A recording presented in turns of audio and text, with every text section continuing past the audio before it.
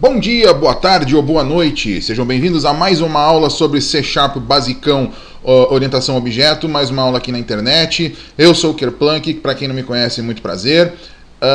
Hoje nós temos uma novidade, nós estamos testando uma nova parceria aí com um cara aí que ele é muito esperto, segundo ele mesmo. Ele é o cara em POG. Ele é campeão em programação orientada a gambiarra e ele vai fazer um contraponto pra gente aqui na orientação a objeto com a orientação a gambiarra, que ele é mestre. Ele diz ele tem um mestre Jedi.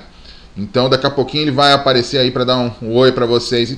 Oxe, ande logo! Não te mete, cara. Eu já ia te apresentar. Calma, bicho. É que eu tô aqui numa gastura. Tá, eu sei, mas... Poxa, espera só um pouquinho, ok? Bom, então, continuando aqui, depois dessa interrupção aqui, nós vamos continuar o que a gente estava fazendo na última aula, que é a orientação a objeto básica. Sem muito mais delongas, nós vamos começar direto abrindo a nossa aplicaçãozinha. Aqui está ela aberta. E agora que eu vou botar pra arrebentar nesse bagulho? Pode ser, tá? Enfim, fica quietinho. Quando eu te chamar aí, você fala, tá bom? Fica quietinho. Quando você for necessário para dar sua opinião aí sobre POG, você fala alguma coisa, beleza? Até então você fecha a matraca aí. Não me atrapalha, falou? Vou ficar quietinho. Ok. Então, continuando.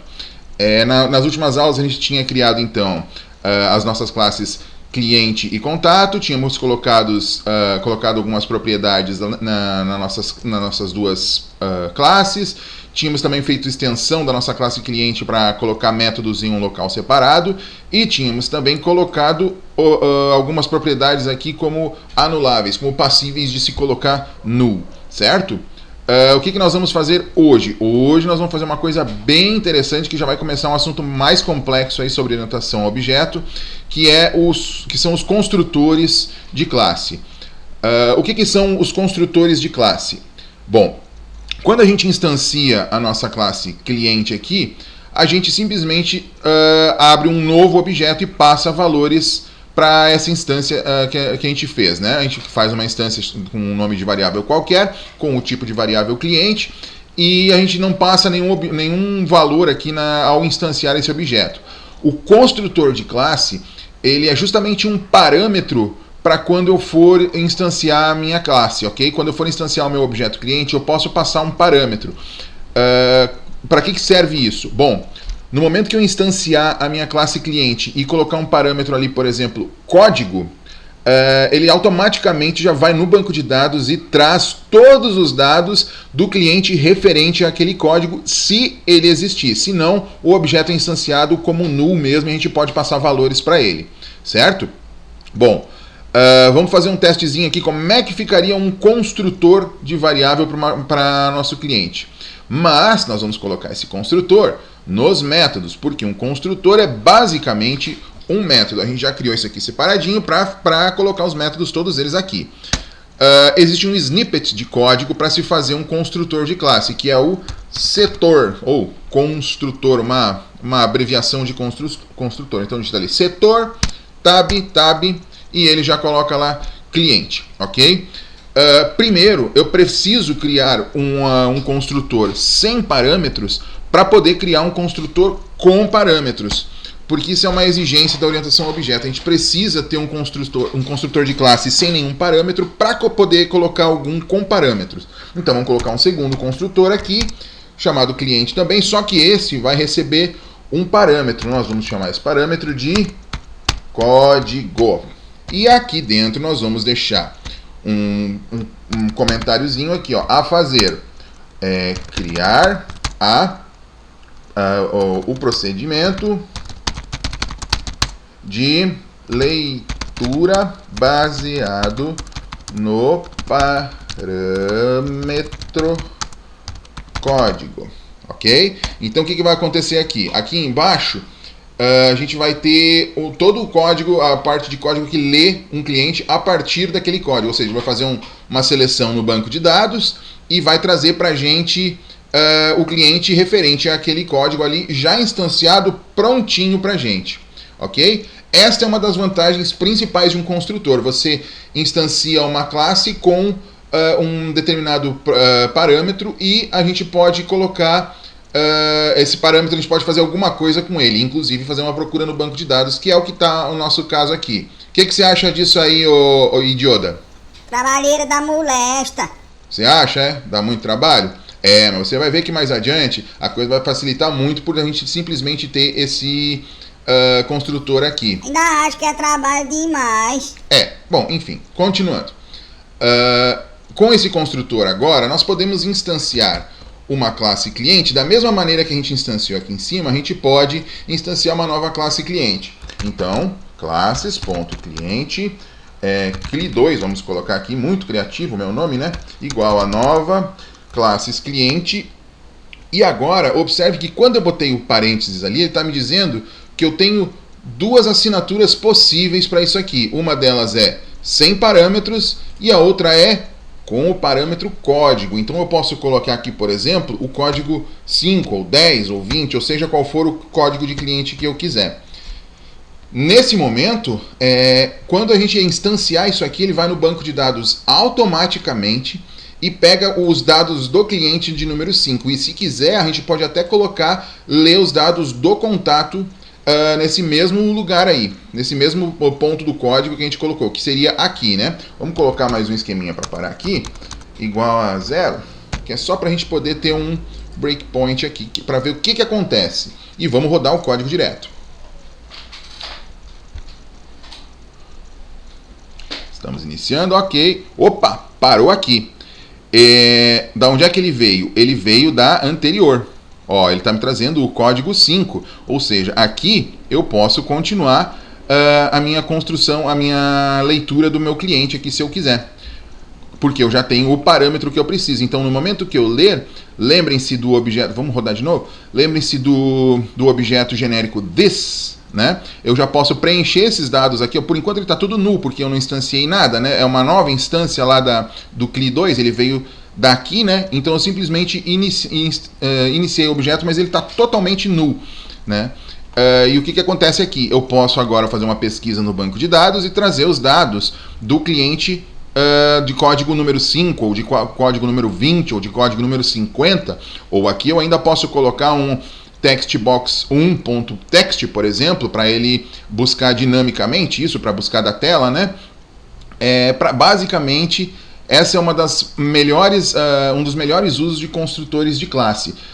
Serve para a gente instanciar um objeto já passando parâmetros para ele, certo? Instanciando objetos, eu posso também destruir esse objeto, ou seja, eu devo destruir esse objeto. Eu preciso que esse objeto saia da memória no momento que eu não preciso mais dele. E como é que a gente faz isso? Se eu criei um construtor de classe, tem que ter algum modo de destruir a classe, certo? O que seria destruir? No .NET existe um observador, um programinha que fica rodando em paralelo aí, que é o coletor de lixo, né? Que ele basicamente tira da memória tudo aquilo que a gente não tá usando mais. É o GAC, se não me engano, né? É Garbage Collector, o coletor de lixo, né? Ele tira da memória tudo aquilo que a gente não está mais usando. Mas a gente não pode fazer o GAC simplesmente, se aciona aí. Ele vai trabalhar de acordo com o modo que a gente está trabalhando no nosso código aqui também. Se a gente fez uma instância de classe com um construtor, então tem que ter um método, alguma maneira, da gente fazer um destrutor dessa classe. Como é que a gente faz um destrutor? Bom, não existe um destrutor. A gente tem um método... aliás, aqui começa a coisa complicada. A gente pode colocar um iDisposable. O que é esse diacho que eu fiz aqui? O que eu estou dizendo? Eu estou dizendo que a classe cliente herda da interface chamada iDisposable, ou seja, algo que pode ser dispensado, que pode ser colocado fora, jogado fora, que é simplesmente uma interface. Nós vamos nos aprofundar nesse assunto quando a gente fizer as nossas próprias interfaces e classes abstratas, que nós vamos passar nisso aí também. Ok? Mas não basta simplesmente dizer que ele herda do iDisposable. Eu preciso implementar essa interface. Para implementar essa interface é muito fácil. Como qualquer interface que vocês forem colocar, você clica com o botão direito e vai ter uma opção ali, ó, implementar interface. Você simplesmente coloca implement interface. O que ele fez? Ele criou um método chamado dispose. Esse método chamado dispose, que seria o equivalente ao destrutor da classe, né? Como aqui eu construo, aqui eu destruo a classe. Como por padrão de implementação direta de classe, de interface, ele coloca um errinho ali, ó, dizendo, jogue um novo erro, uma nova exceção de que não está implementado, certo? O que eu faria num código de dispose? Num código de dispose, eu quero que ele basicamente salve o meu objeto caso eu tenha esquecido. Então seria algo como this.gravar. Ou seja, no momento que eu destruir a minha variável, eu quero que ele grave os dados aqui caso eu tenha esquecido. E como é que a gente usa isso tudo? Bom, a instância com o valor a gente já está vendo aqui. E se a gente quiser, por exemplo, que depois que eu terminei de fazer tudo o que eu queria com a minha classe, com a minha instância de cli2, eu quero que ele simplesmente cli2.dispose. Ok? Então, nesse ponto, eu não precisaria nem salvar. Já no momento que eu estou dispensando essa classe, ele já salvaria para mim. Só que essa maneira de fazer essa implementação, ela é um pouquinho esquisita, porque você sempre pode acabar esquecendo de colocar o dispose e você não vai gravar o seu objeto lá. Claro, você poderia simplesmente colocar um cli2.gravar, que faria o que faz no dispose. Mas vai que você esqueça, certo? Caso você esqueça, existe um método para a gente poder fazer esse dispose aqui sem nem se preocupar se ele foi chamado ou não. São os blocos using. O que são os blocos using? É um bloco de código dizendo que eu estou usando uma variável da classes cliente, que eu vou chamar de cli2 do mesmo jeito, né? Igual a um novo, eu vou instanciar aqui, ó, do mesmo jeito que está embaixo, ó, um novo classes cliente 5, por exemplo, e abro o código aqui. Certo? O que acontece nesse ponto aqui? Nesse ponto, ele vai chamar a classe, vai chamar o construtor da classe que está aqui, vai carregar os dados do banco de dados. Aqui dentro a gente faz tudo que a gente quer com essa classe, cli2.nome igual a xyz, alterei o nome, por exemplo, né? E pronto. No momento que eu não precisar mais dessa classe, ele simplesmente vai chamar o método dispose lá na classe. Eu até vou botar um breakpoint aqui pra gente, para ver isso aí acontecendo. Primeiro ele vai cair aqui, ó, chamando o construtor de classe, ó, chamando o construtor de classe com o código 5, né? E vou seguir o código. Agora ele terminou de fazer tudo que tinha que fazer aqui, no caso do nome, se vocês observarem, aqui agora o this ele não tem mais só algum valor, ele tem tudo valores null, ele tem algum valor ali dentro do nome, que foi o que eu coloquei dentro do nosso bloco using, certo? Então nesse momento ele gravaria no banco de dados, mesmo eu tendo esquecido isso ou não, certo? Então o bloco using, basicamente você pode usar com qualquer classe que implemente o método, a interface iDisposable, certo? Eu não tenho certeza aqui com a de datetime, mas eu acho que sim. Ela é comparável, ela é formatável, ela é comparável com outros tipos de datetime. Não, a classe datetime não implementa o método, a interface iDisposable. Então, com o datetime, eu não posso usar um bloco using desta maneira. Mas com qualquer outra classe, como por exemplo a minha classe cliente, se eu olhar aqui na definição dela, eu vou ver que ela implementa... Opa! Go to definition. Eu tenho... Tá me dizendo que eu tenho dois lugares. Eu tenho aqui dois lugares da minha classe cliente. Aqui não está implementando a disposable, mas aqui está. Óbvio que agora eu posso usar o bloco using com essa minha instância de classe aqui. Inclusive com essa aqui, se eu quisesse, depois de tudo pronto, colocar um cli.dispose, ele faria a gravação automaticamente e tiraria esse objeto da memória, mandaria lá para o garbage collector. Isso melhora bastante a performance em caso a gente tenha algum problema de muitos dados, de muitas coisas instanciadas ao mesmo tempo. Ok? Entenderam? Entendeu bem aí, ô idiota? Oxe, esse trem é complicado é demais. É um pouquinho complicado, sim. Não dá para dizer que não.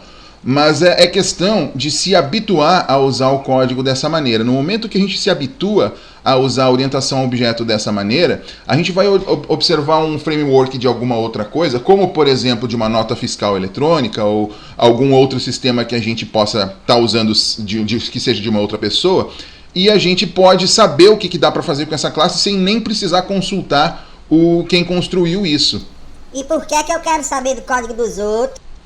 Porque a gente tem lugares que se trabalha em equipe, né? Ô idiota, tem lugares que tem uma equipe grande e para quem trabalha sozinho isso não faz lá muita diferença. Mas um dia você pode, mesmo trabalhando sozinho, você vai ter que compartilhar o seu código com alguém, ou de repente você faz uma sociedade ou coisa parecida, e você vai ter o código compartilhado com alguém e essa outra pessoa precisa entender o código que você está fazendo. Isso é bom, mas ainda acho que dá trabalho. Dá um pouquinho de trabalho sim, mas depois de implementado tudo certinho, você vai ver que faz muita diferença na performance e na legibilidade do código. O código fica muito mais legível, né? Ele fica mais simples de ser lido, ok? Olha pessoal, então, hoje foi uma aula bem mais simplificadazinha, porque vocês podem querer fazer essas mesmas coisas que eu estou fazendo aqui com o nosso cliente, implementar um construtor e um método dispose através da interface iDisposable, herdando a interface iDisposable, que significa que a gente pode colocar essa classe aqui para o lixo, né? Vocês podem querer fazer a mesma coisa, então seria bacana que vocês exercitassem isso aí e vissem como isso acontece na máquina de vocês, ok? Bom, nós vamos ficando por aqui então. Dá um tchau aí pra galera, ô idiota. Ainda vou lhe mostrar que POG é muito melhor, viu? Falou, falou. Ok pra todo mundo então. Um abraço, tchau e fui!